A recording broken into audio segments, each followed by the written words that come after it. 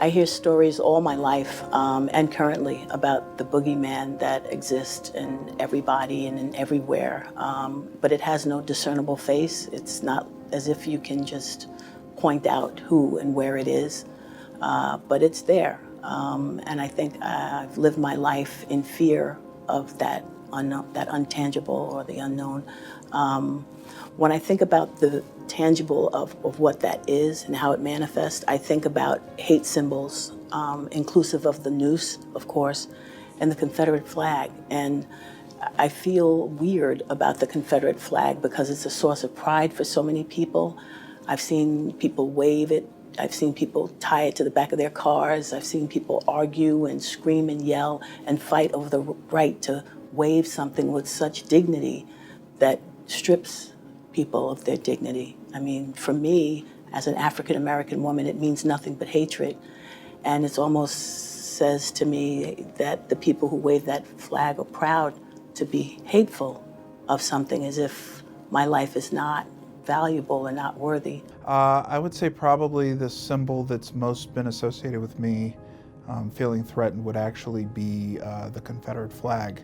I actually spent 2 years down in Mississippi, and you get to the point to where you're used to seeing it. I mean, I worked at a historically black college and university, but because the state flag has the Confederate flag on it, that even flew on the campus itself.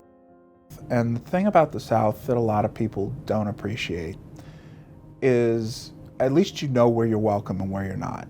And if you know you're not welcome, you just don't go. And the places where you are welcome, people couldn't care less if you were red, green, or blue. And that's just the way it is. When you get to places where that's not the norm, it catches you off guard, and you find yourself potentially in dangerous situations very quickly. Michigan, for example, has a lot of militias throughout the state, actually more militias per capita than any other state in the country. And when you get outside of Ann Arbor or Detroit, it can get into areas that are rural very quickly.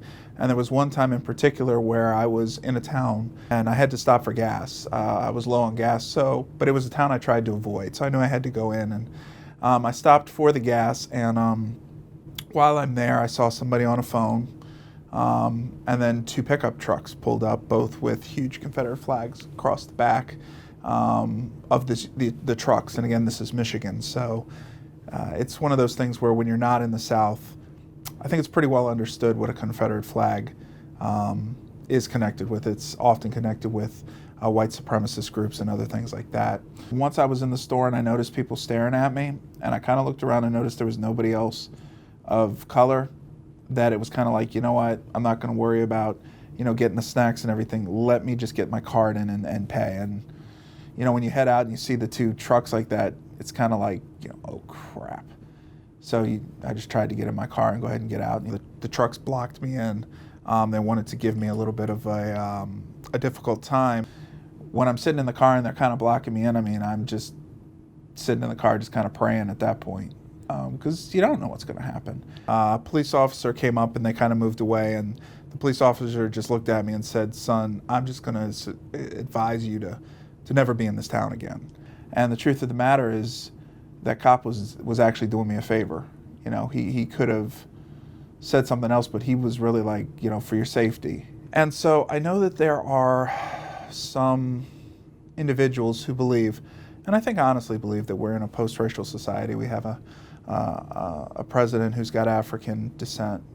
But the truth of the matter is, those of us who deal with certain symbols still deal with them even to this day. It's not always as in the open, although in some cases, like this particular example, it was in the open. The other symbol that bothers me a lot is the noose. I've only seen it twice in person, only as if that's a good thing, but I've seen it twice in person. Once when I was on my way to work, and it took me completely by surprise, mostly because of where it was located.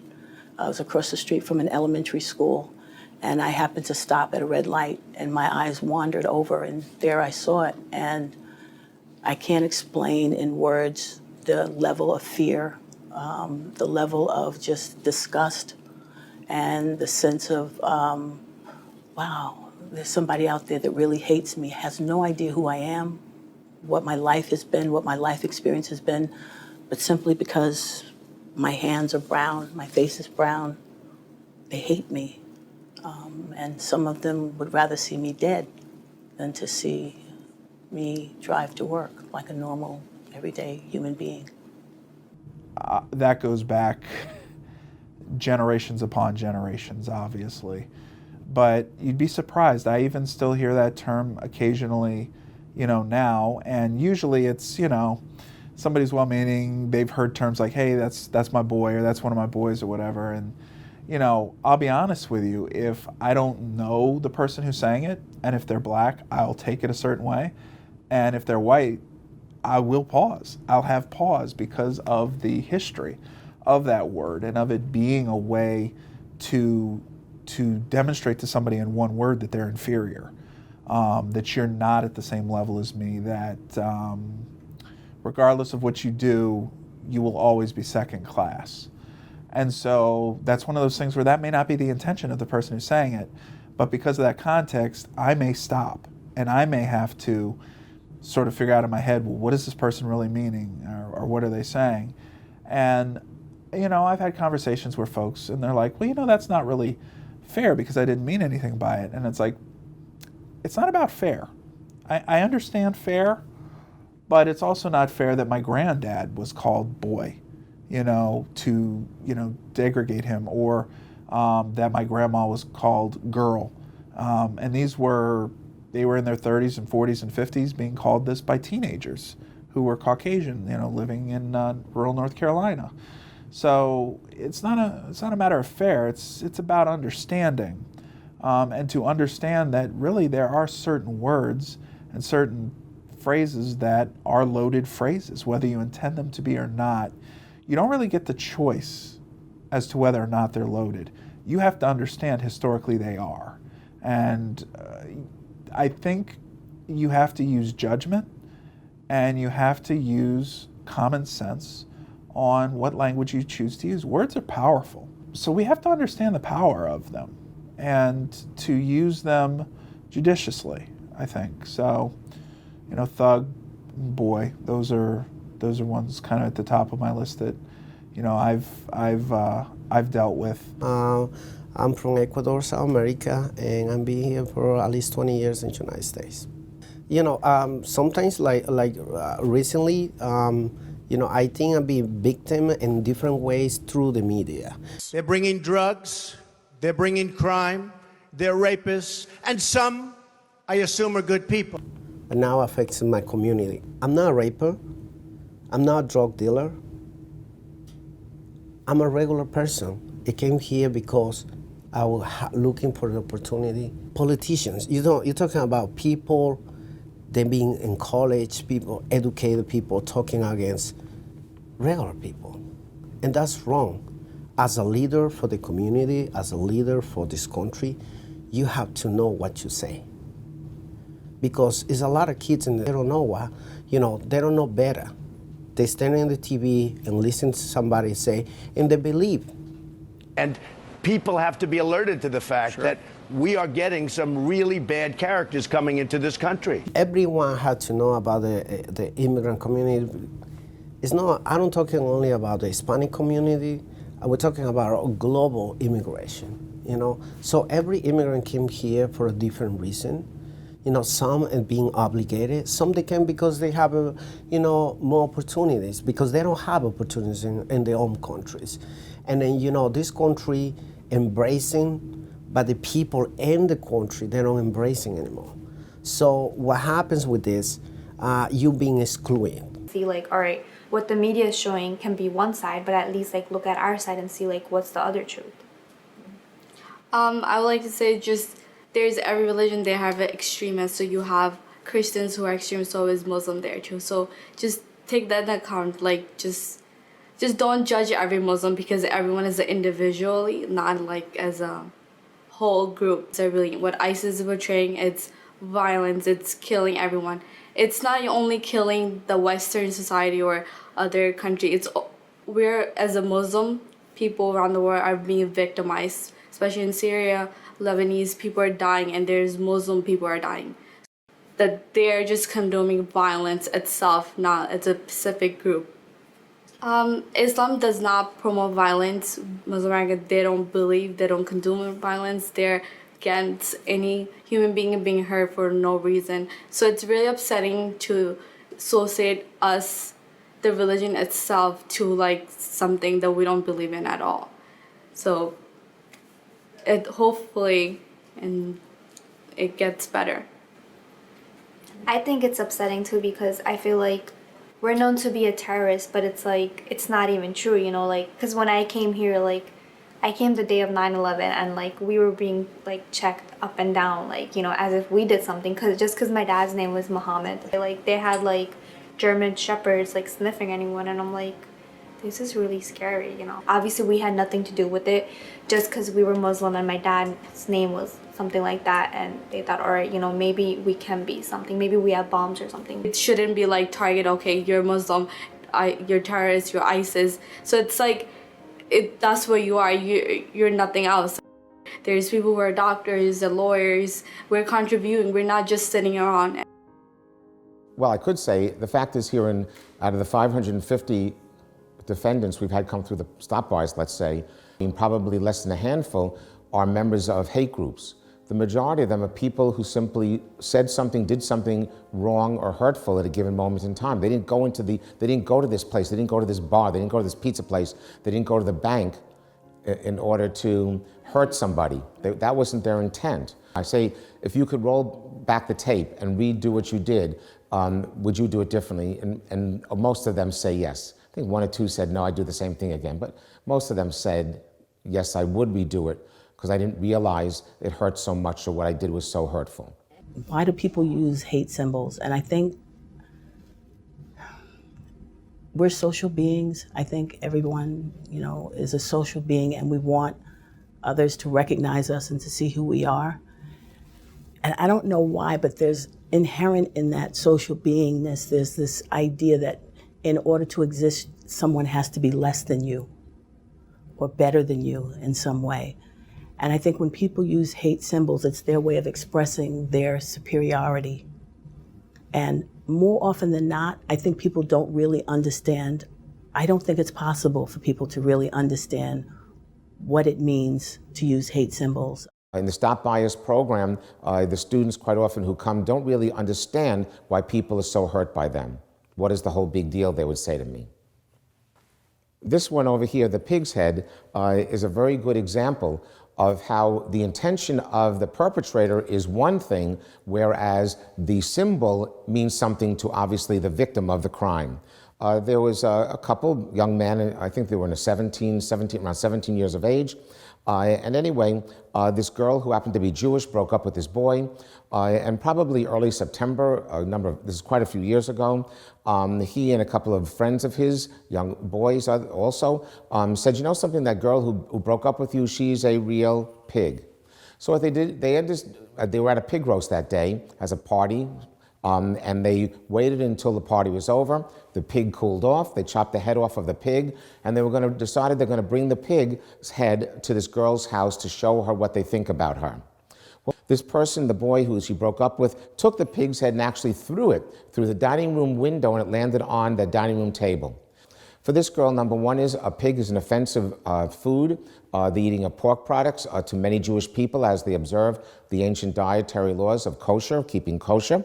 That's number one. Number two is her family was at the dining room table that night having a special meal. Why? Because they were going to synagogue that night, as it was the night of Rosh Hashanah, the Jewish New Year, one of the holiest days on our calendar. And so this family just totally freaked out. The next day, I believe it was, this picture was in Newsday. They called it, what else could they call it, the pig's head case?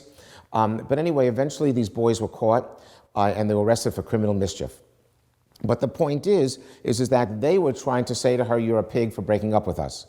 The family, and of course before they were caught, saw this as a hate crime, saw this as an anti-Semitic event.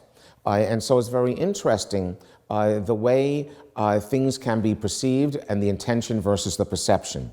And by the way, when the young man who did this came to the Stop Bias program, I said to the boys, I do with every one of my students in the class, what did you learn from all of this? Well, it turned out to be that in the intervening period of time, he actually got married and had a baby. And he said every single Sunday when he's sitting at his family's table, having a meal at the dining room table, he thinks about what he did to that family and how would he feel if it was done to him. And I think that's the whole idea. When we begin to say, you know something, what am I saying? What am I doing? What is the effect on other people? Maybe that holds us back because that's the ability by which our mind, our conscience can stop us from doing these terrible things. We need to be one of the people who bring people together and bring peace and harmony to our community, respect for each other, and not people like this who unfortunately use words and incidents which really hurt others and certainly divide communities from each other. When you are different, you think something's wrong with you, but it's not like that. It's like even for the food. If you buy food, you have different ingredients and make the food better, right? Many years ago, I saw people from Mexico being abused, then being discriminated in jobs, in the houses, in different ways. That time, that never affects me at all, so I don't think it's going to affect me in the future because I'm from Ecuador, South America. It was nothing to do with me. Years later, passing by, my brother was attacked for 7 teenagers, and he was killed. The reason he was killed because he was Hispanic. We're not talking about the point only about hate speech. We're talking about physically committing an abuse directly to you person. And that's why I'm started, going to schools, talking to kids, say, this is real. They might be not affecting you the way affecting me because I'm Hispanic, but they can maybe affect you because you're overweight, or maybe because you have a different sexual orientation, or because you're Jewish, or because you're from another country, or because you're Afro-American. It's about because you are different.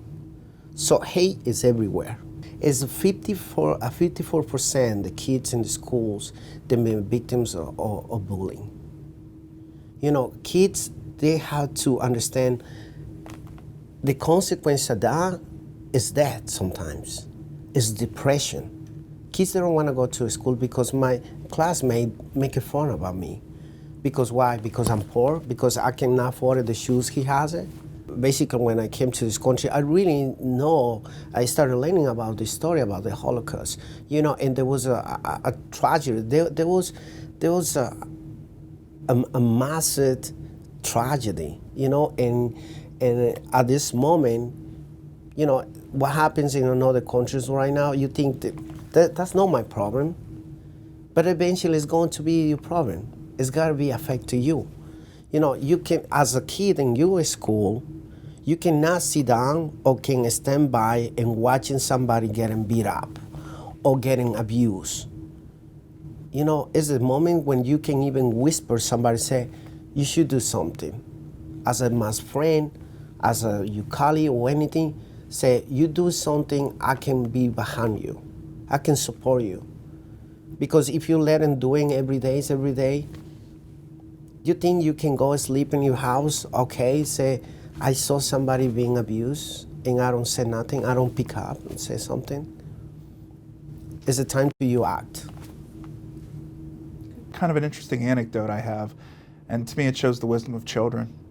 My daughter, who's now almost 9, Neriel, she was 3 at the time, and she saw we were driving by a fire station, and they had the American flag and then they had the Mississippi flag. And she had asked about the Mississippi state flag because she was interested in flags and she knew she was American, and she wondered about this other flag, and I explained it to her, and that got into a conversation about the Confederate flag because there were some things about Mississippi where you still see remnants of days gone by.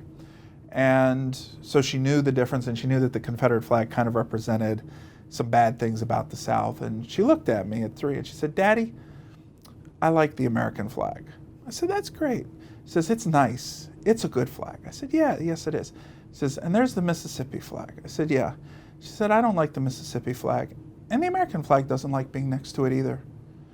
And just her saying that, and when you realize some of the fights that still exist across Georgia, Mississippi, and some of these other states, when you think about the tragedy in Charleston earlier this year and the fact that places like the University of Texas has pulled down statues of Jefferson Davis and what's going on now currently with Missouri and a lot of other institutions and people losing their jobs, it's clear that symbols hold a tremendous amount of power, whether intentioned or not. And I think this is important for us to have these discussions about really what these symbols do to those people who are affected by it.